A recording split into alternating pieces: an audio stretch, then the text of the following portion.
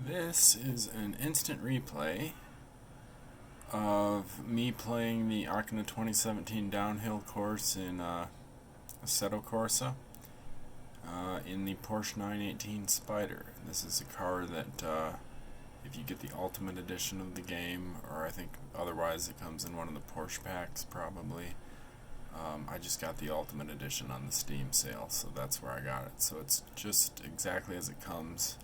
I didn't change the tire pressures or anything, and I'm using the dual action controller, not using the wheel yet. And well, let's get some sound up to the phone here. Alright, now you can hear that beautiful engine noise.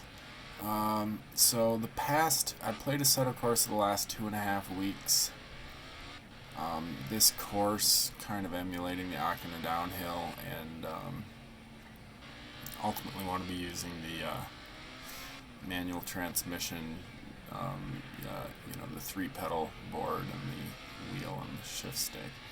But the shift stick's still in the mail, and I'm having fun with the controller right now.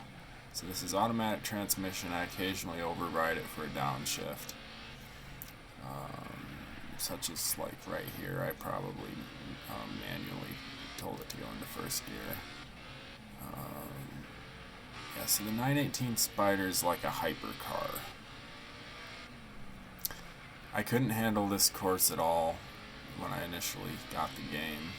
So after a couple of weeks playing the Nordschleife Endurance and the Red Bull GP, which are more forgiving tracks, mostly with the Nissan Skyline, but also quite a bit with the Toyota AE86.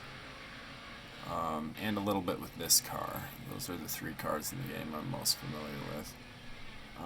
So I probably practiced over 40 hours on those other tracks, and now I've been playing this one for about 3 days. A little over 10 hours practice. So on the Toyota 86, which is the first one I tried, that's the one from Initial D. Well, I mean, there's lots of cars in Initial D. That's the one the main character drives. I got a time of 6:45, and that's with the stock 86, the white car in the Assetto Corsa game.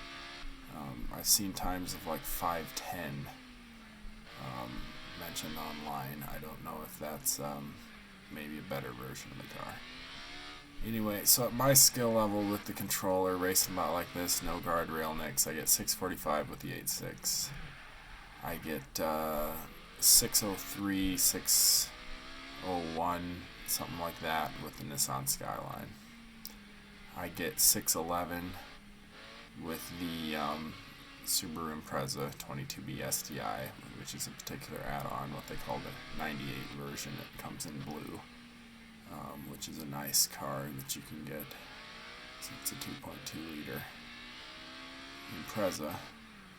Here come the hairpin turns. Here I found that the automatic transmission naturally downshifted to first exactly when I needed it to go into first, which was nice. In the Skyline, I had to manually knock it into first to get an optimal turn around these tight corners. So that's a nice thing about the Spyder, is the shifts.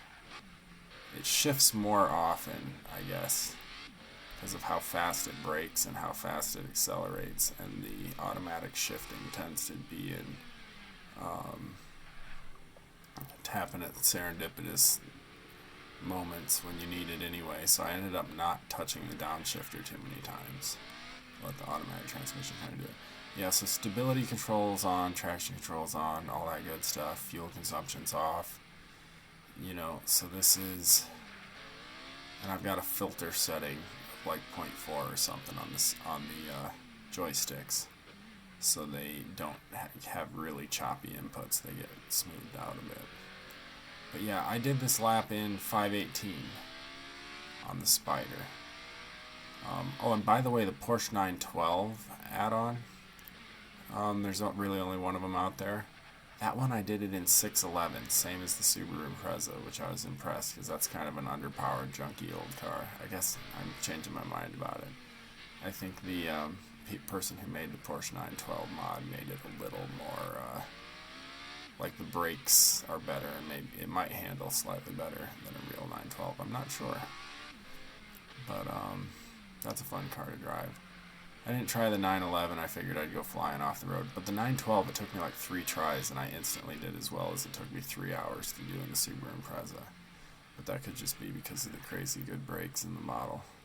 I mean, for how weak the engine is, it has stupid good brakes, which someone mentioned in the reviews wasn't accurate. And that's the end, 518 in the 918 Spyder. So that's what a total amateur can do